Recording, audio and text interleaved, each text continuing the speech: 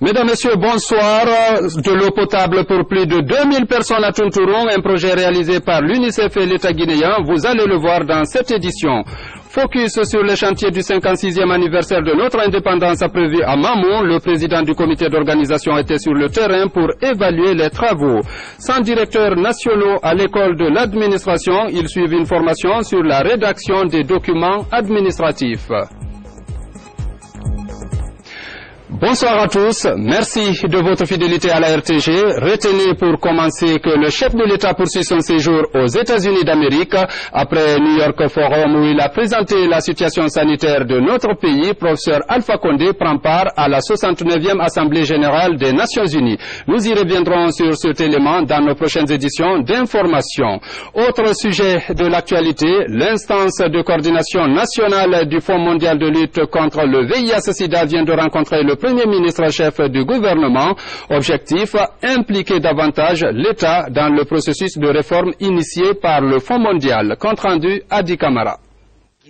Entendez, instance de coordination nationale du Fonds mondial de lutte contre le VIH-Sida, le paludisme et la tuberculose, de présenter au gouvernement le document qui traite d'un certain nombre de sujets allant dans le sens des réformes engagées par la structure. Nous sommes venus au nom du CCM Guinée rencontrer aujourd'hui le Premier ministre de la Guinée pour lui présenter les documents concernant la restructuration de l'instance de coordination nationale concernant les 3 maladies, le paludisme, le sida et la tuberculose. Comme vous le savez, la Guinée vient de bénéficier d'une subvention de 130 millions de dollars de la part du Fonds mondial. Mais l'une des conditionnalités est que l'instance de coordination nationale doit être restructurée. C'est ce travail qui a été fait. Nous sommes venus donc présenter ce travail à Monsieur le Premier ministre. Les documents vont être étudiés par l'ensemble de ses conseillers et de voir dans quelle mesure la Guinée peut remplir rapidement les conditions pour qu'on puisse avoir accès à ces fonds.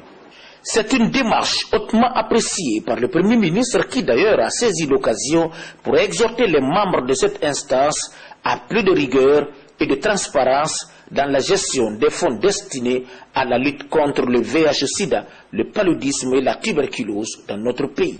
Nous voulons que les remercier, les féliciter et leur dire tout l'engagement du gouvernement à remplir toutes les conditions qui sont nécessaires pour que nous puissions mieux nous approprier ces outils, mais aussi, surtout pour faire profiter aux populations guinéennes les fruits de cette coopération et de cette assistance. Il est vrai qu'il y a eu des progrès au plan, n'est-ce pas, de l'impact du fonds dans la lutte contre le virus sida, mais aussi d'autres maladies telles que le palu, etc. Donc il appartient à nous maintenant, côté guinéen, de prendre la mesure des choses. Et je me félicite de constater qu'au niveau des entités guinéennes, chacun est parfaitement conscient de ces enjeux. 130 millions de dollars, c'est pas peu.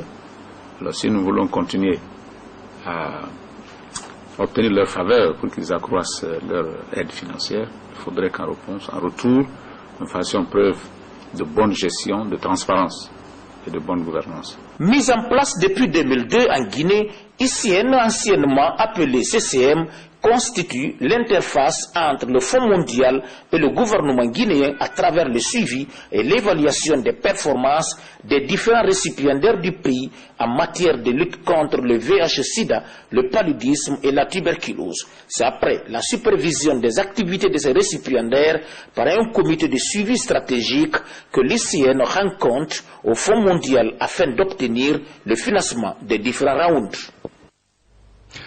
Lutte contre Ebola pour éradiquer l'épidémie en Guinée. Le combat est mené également dans les gares routières entre sensibilisation et lavage de mains. Tout est mis en œuvre au niveau de ces lieux publics pour s'assurer que l'épidémie ne se propage pas dans les transports interurbains.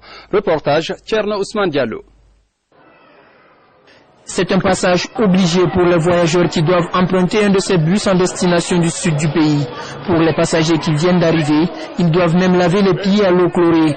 Aucune résistance n'est observée. Les passagers sont plutôt rassurés. Moi, je suis très content ce matin pour les mesures de prévention pour cette épidémie, parce que vraiment c'est une maladie qui est très très difficile. Donc c'est pourquoi même nous, on allait mener les enquêtes et les campagnes de sensibilisation pour pouvoir montrer à la population vraiment pour éradiquer cette maladie dans notre pays. Depuis l'apparition de la fièvre hémorragique à virus Ebola, la vigilance est de mise dans cette gare routière de Yimbayabouji dans la commune de Matoto. En moyenne, 500 personnes s'embarquent à partir d'ici par semaine pour rejoindre les préfectures de Beila et de Kirouané. Le plan d'urgence sanitaire pour éradiquer Ebola lancé depuis le début du mois de septembre prévoit le renforcement des mesures préventives au niveau des différentes gares routières du pays. Tout a été mis à notre disposition par l'État. Les kits sont là. Tous les jours, même si tu es quand tu passes par là, on te fera laver les mains avant de continuer. Donc au retour aussi, tu laves les mains avant de t'embarquer dans les bus. Ça c'est tous les jours. Donc sur cette pratique, c'est une obligation chez nous, mon frère. Si le lavage des mains à l'eau chlorée est évident, l'autre défi à relever pour ses responsables syndicaux, c'est l'aménagement de la gare pour créer un environnement beaucoup plus salubre. L'urgence se fait sentir en cette saison des pluies. Un projet lancé à cet effet depuis 2004 attend toujours d'être réalisé. Les travaux des chantiers du 56e anniversaire se poursuivent dans la région administrative de Mamou. Le président du comité d'organisation des dites festivités vient de visiter les différents sites retenus à cet effet. Cette tournée intervient au lendemain du report de la date commémorative désormais fixée pour le mois de décembre.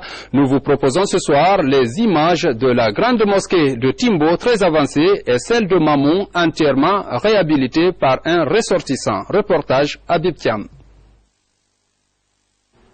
Timbo, la capitale politique du Fouta théocratique. Ici se construit cette grande mosquée qui rappelle l'histoire sainte de la région.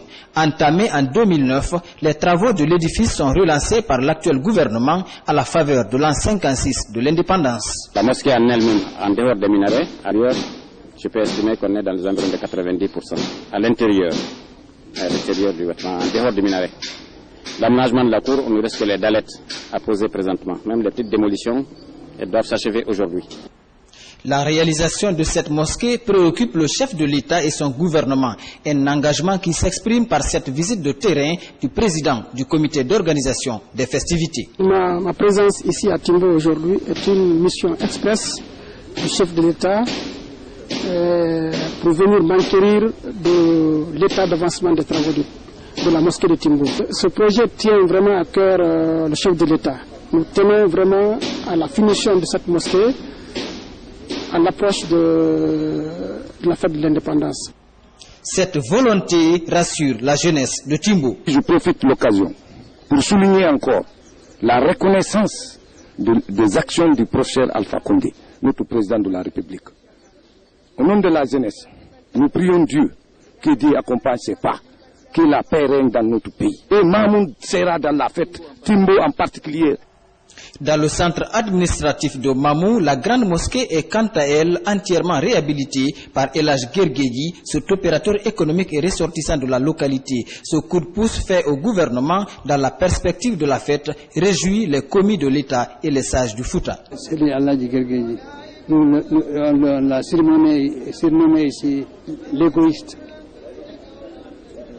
C'est-à-dire qu'il ne prend pas tous ses biens, il les garde pour un héritage. Il les prépare pour au-delà.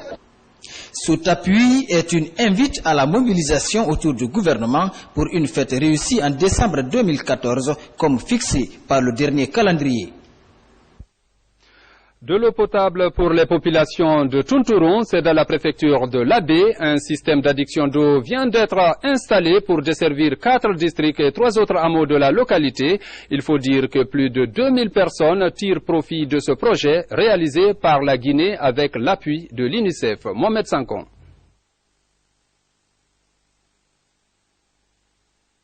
Le problème d'eau potable se posait en termes de priorité. Là où on a l'habitude de puiser, l'eau n'est pas toujours propre. Ici, il faut parcourir près de 2 km pour avoir de l'eau. À une altitude de plus de 900 mètres de là, le SNAP a érigé une station de captage d'eau naturelle sur la montagne scellée. 7 km de tuyauterie permet de conduire cette eau pour desservir les localités de Séléa, Tanyaki, Laria, Amdalaï et 3 autres hameaux environnants. C'est une offre du gouvernement guinéen en collaboration avec l'UNICEF pour 750 millions de francs guinéens. Le projet de base a envisagé 4 réservoirs, mais les conditions sociales nous ont poussé avec les reliquats supplémentaires à alimenter 3 autres villages. Cette eau passe par plusieurs niveaux de traitement avant le robinet. La décantation se fait au niveau de ce bassin de régulation et de 3 autres bassins de distribution pour une capacité totale de 40 000 litres. Des dispositions sont également prises pour évacuer le trop-plein, contrôler la quantité d'eau dans le bassin ainsi que la consommation par le biais des compteurs. C'est un ouvrage qui est robuste, qui est difficile en vérité à casser, mais ça nécessite quand même un entretien. Si nous pouvons trouver les financements supplémentaires nécessaires pour accroître le réseau de distribution dans différents autres villages et hameaux des environs, puisqu'il y a la capacité de production. La quantité d'eau produite est au-dessus des besoins, d'où la nécessité d'étendre le réseau. Libre donc à chaque citoyen d'envisager le branchement particulier en collaboration avec le comité de gestion du point d'eau.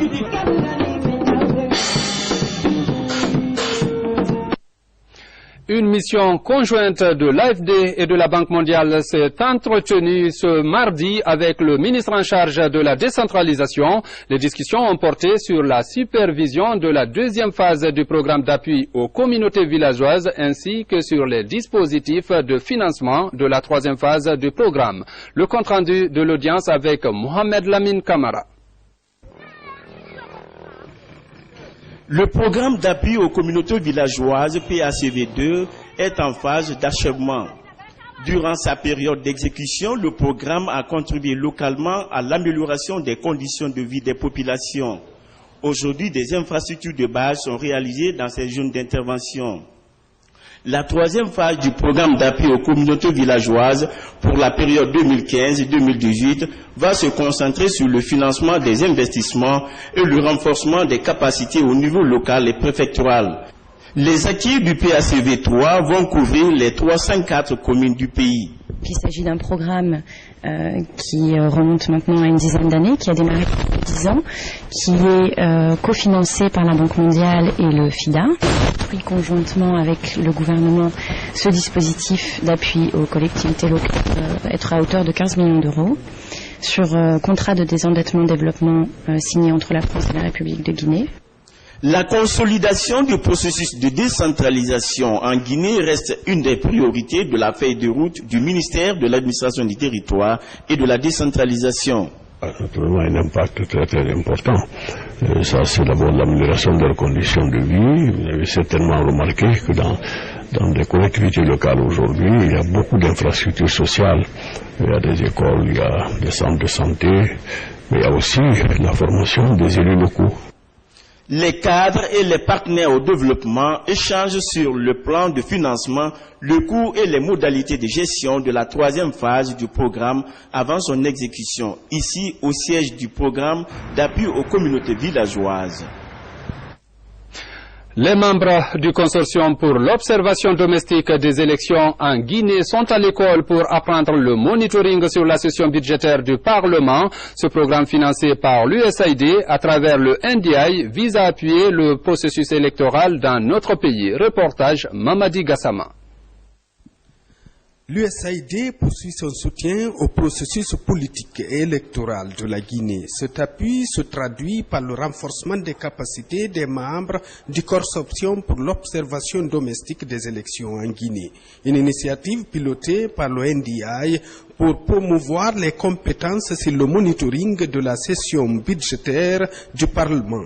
La vingtaine de participants va réfléchir sur la politique nationale de croissance et de réduction de la pauvreté, le système budgétaire guinéen, ainsi que le processus d'adoption de la loi des finances par le Parlement. Au mois d'octobre, l'Assemblée va reprendre leurs travaux.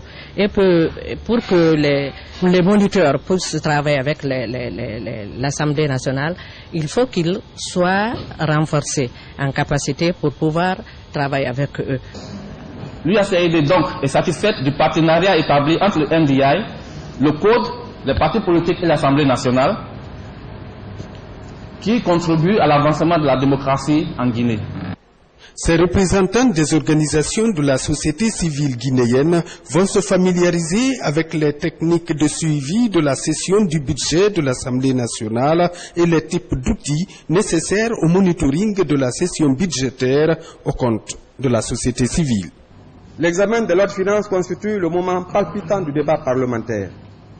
Ces lois sont encadrées par des dispositions constitutionnelles et organiques spécifiques, et leur connaissance approfondie et leur maîtrise méritent d'être au stand des préoccupations de ceux qui ont vocation d'autoriser légalement la dépense et la recette. Nous avions estimé que le meilleur rempart de la démocratie se trouvait être une opinion publique libre, organisée et dynamique. Et cette opinion publique libre n'est portée que par les acteurs sociaux que sont les organisations donc de la société civile. Donc le NDI travaille avec le consortium pour l'observation domestique des élections et au-delà donc du monitoring électoral, nous avions essayé d'étendre l'intervention du Code sur le contrôle citoyen de l'action publique. Ainsi, améliorer la participation citoyenne aux élections et contribuer à réduire les risques de violence sur toutes les étapes du processus électoral sont des objectifs à atteindre. Reportage rendu en studio par Mamoudou Bari. Plus de 100 directeurs nationaux venus des différents départements ministériels suivent actuellement une formation au centre de perfectionnement administratif du département de la fonction publique. Cet atelier de renforcement de capacité vise à améliorer la connaissance de ces acteurs en matière de rédaction des documents administratifs. Suivez. La plupart des départements ministériels, le constat révèle que les administrateurs ont tendance à confondre les procès-verbaux avec les rapports d'activité. Cette situation crée parfois la confusion. Pour remédier à cette pratique, le ministère de la fonction publique, à travers le centre de perfectionnement administratif, lance une série de formations à l'intention des directeurs nationaux. La démarche consiste à outiller ces cadres des techniques de rédaction des documents administratifs. La pratique a montré qu'il y ait des documents différents qui circulent dans notre administration avec des structures différentes. On veut qu'il y ait une uniformité pour une même administration. L'objectif final, c'est ce qu'on vise. Parmi les différents objectifs qui s'est assigné le ministère de la fonction publique, la formation occupe une place primordiale, d'où la création d'un centre de perfectionnement administratif, ce pour permettre aux cadres guinéens de répondre aux exigences de la mondialisation. Il nous a été donné de constater que les mauvaises pratiques sont devenues les bonnes en Guinée, c'est ça qu'on appelle les cercles vicieux. Donc, est-ce que réellement, si nous avons une lettre administrative à rédiger, s'il s'agit par exemple d'un subordonné à un supérieur hiérarchique, quelles sont les mentions qui doivent exister? Et s'il s'agit aussi de l'inverse, quelles sont les mentions qui doivent exister?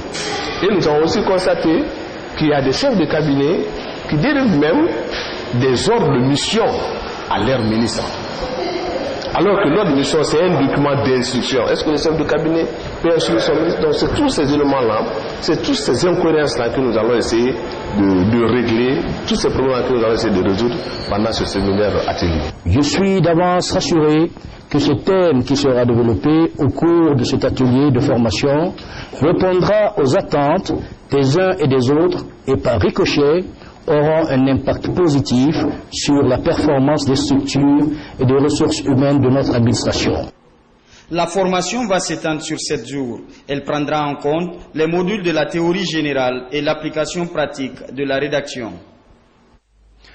Le département de l'industrie et les partenaires du secteur explorent actuellement les possibilités d'élaboration d'une politique industrielle pour notre pays. Ils envisagent également, dans les jours à venir, d'organiser les journées nationales de l'industrie dans notre pays. Voyons tout cela avec Alcénie Pascaldine. Département stratégique du gouvernement, le ministère de l'Industrie, des petites et moyennes entreprises et de la promotion du secteur privé fait la promotion de l'emploi et génère des ressources. Aujourd'hui, la relance de ce secteur préoccupe l'ensemble des acteurs du domaine. Il se concerte ici sur le renforcement de la mise en œuvre d'un cadre national de dialogue public-privé.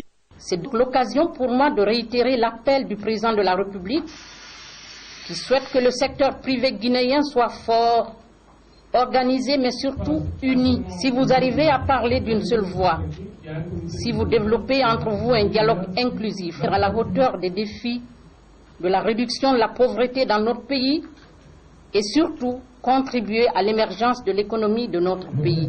Ce cadre de concertation entre Madame le ministre de l'Industrie et l'ensemble des acteurs du secteur privé ainsi que les partenaires techniques permet de créer une synergie d'action entre l'État et le secteur privé. Il s'agit de constituer le socle d'une croissance pour un environnement économique viable. Depuis des années, nous attendons ça. L'État est devenu un partenaire qui rassure les partenaires privés, non seulement publics, privés, mais aussi des investisseurs de l'extérieur. Nous pensons que ça doit être pérennisé et que cette rencontre est extrêmement importante pour que tout le secteur privé comprenne l'importance de ce qui est en train de se faire au ministère de l'Industrie. À l'issue de cette concertation, promesse est faite pour pérenniser cette structure de dialogue public-privé. Des informations ont été données sur la tenue très prochaine des Journées nationales de l'industrie guinéenne à Conakry. Bientôt la fin du calvaire pour les usagers de l'axe Télémélé-Gawal. Les travaux de terrassement du col de Wonkou avancent à la satisfaction des pratiquants de cette voie. Le constat de nos envoyés spéciaux, Mamadou Saliouba, Marie-Angélique Bangoura.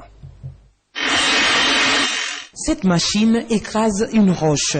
Cette autre dégage les morceaux de pierre après l'explosion du col de Wonkou. Derrière, peu à peu, se dessine le passage. Ces travaux permettront de terrasser la pente pour faciliter la traversée des usagers. Au moment de la pluie, le véhicule ne peut pas traverser facilement. Comme ici, à la montagne ici, il y a 2 virages qui nous fatiguent. Le premier virage, quand la pluie vient, le véhicule ne peut pas monter. Deuxième virage, la même chose. Il y a un véhicule même qui est calé au milieu là-bas. Nous remercions le président de la République. Nous le soutenons dans ses projets et nous sommes prêts à l'accompagner à la prochaine élection présidentielle. Situé sur l'axe Télémélé-Gawal, le col de Wonkou a causé de nombreux accidents avec des pertes en vies humaines et d'importants dégâts matériels. C'est pourquoi le ministre des Travaux publics inscrit le projet du terrassement de cette montagne dans ses priorités. Le président de la République, le professeur Alpha Condé, a donné des instructions pour prendre toutes les dispositions pour qu'on puisse corriger vraiment cet endroit pour amoindrir, sinon annuler les dégâts qui interviennent régulièrement sur cette partie de cette route-là. C'est dans ce cadre que nous avons pris des dispositions en ce qui concerne l'éclatement des rochers en cet endroit pour amoindrir justement cette pente de 15% pour qu'elle soit au maximum 8% ou 7%. La finition de ces travaux permettra d'améliorer la circulation et le confort des usagers de l'axe Télémélé-Gawal. Parlons à présent des préparatifs de l'élection du nouveau président de la Chambre nationale de commerce, de l'industrie et de l'artisanat. Sur le terrain, les tractations ont déjà commencé. La Fédération nationale des artisans de Guinée a même signé un protocole d'accord avec l'Alliance Sori Doumbouya, dont le principal challenge est de réguler le marché et défendre les intérêts des artisans et des opérateurs économiques. Fodé Camara. Merci beaucoup. La famille de l'Alliance Sori Doumbouya s'agrandit. Les délégués de la Fédération nationale des artisans de Guinée signent un protocole d'accord avec Sori Doumbouya. Cette corporation représente un tiers de l'électorat pour la présidence de la Chambre nationale de commerce, de l'industrie et d'artisanat. Je suis vraiment satisfait quand l'artisanat soutient un candidat pour une élection pour une Chambre de commerce, de l'industrie et de l'artisanat. Je sais que la chance s'augmente. À tour de rôle, les responsables des unions nationales des boulangers et pâtissiers, des couturiers, des professionnels du bois et du bâtiment et autres acteurs du secteur ont rappelé les raisons du choix de l'Alliance Sori Doumbouya, à savoir asseoir les bases susceptibles de faire de l'artisanat un véritable moteur de croissance économique. Sorel, en le voyant, c'est un homme sérieux. Je pense en signant un accord de partenariat gagnant-gagnant, il peut faire l'affaire des artisans. Vous avez eu beaucoup de présidents de chambres, mais aucun n'a fait face. En tout cas, nous, on n'a pas appris qu'un président a fait face aux artisans.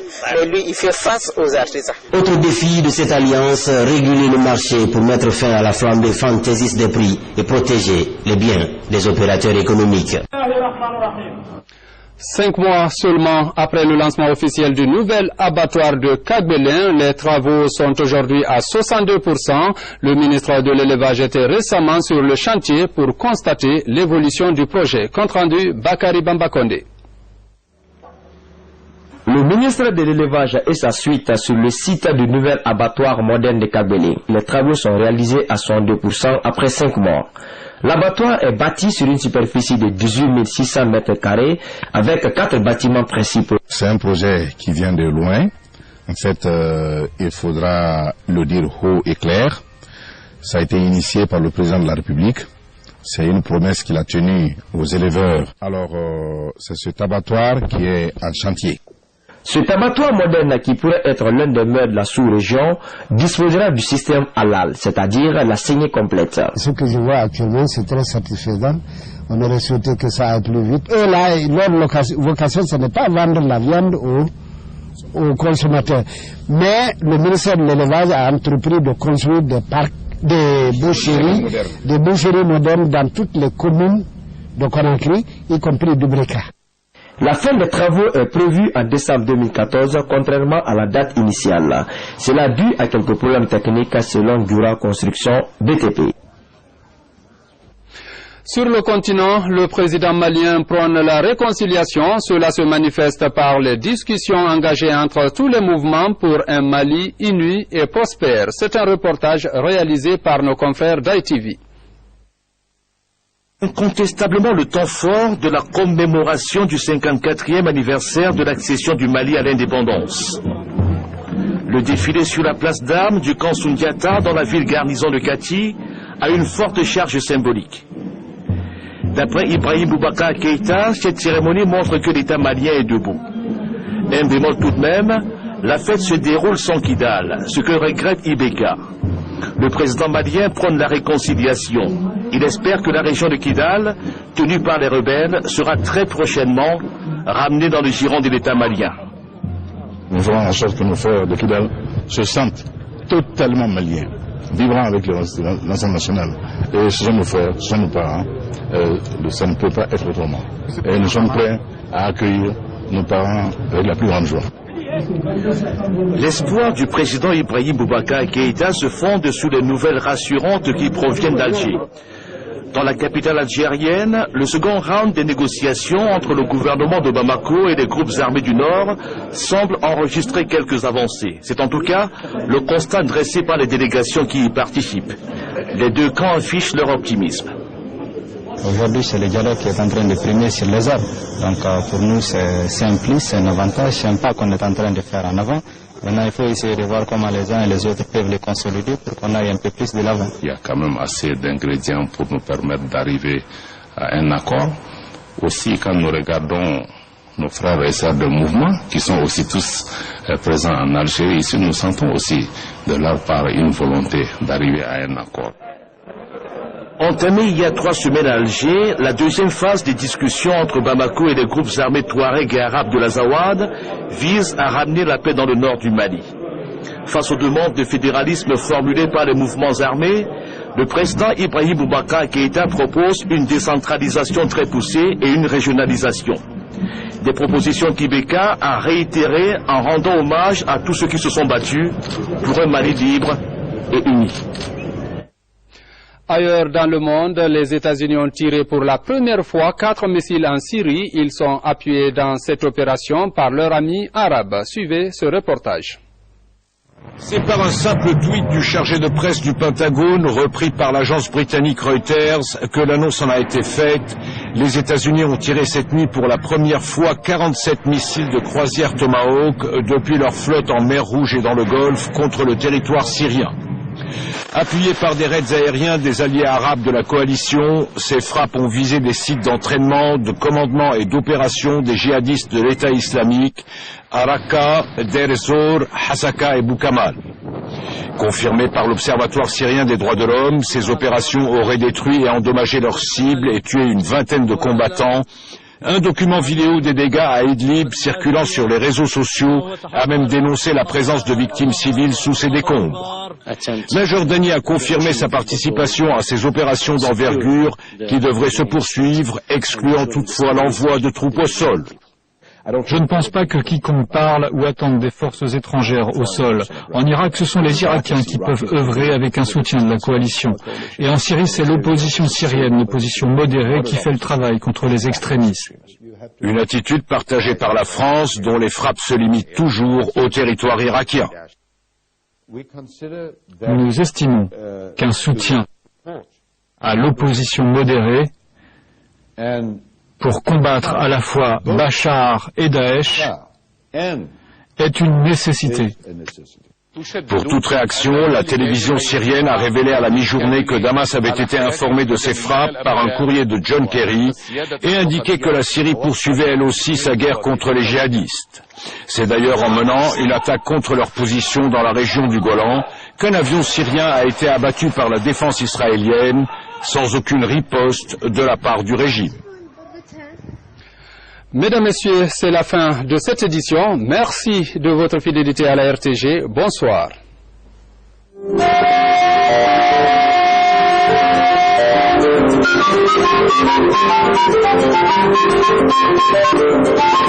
Thank you.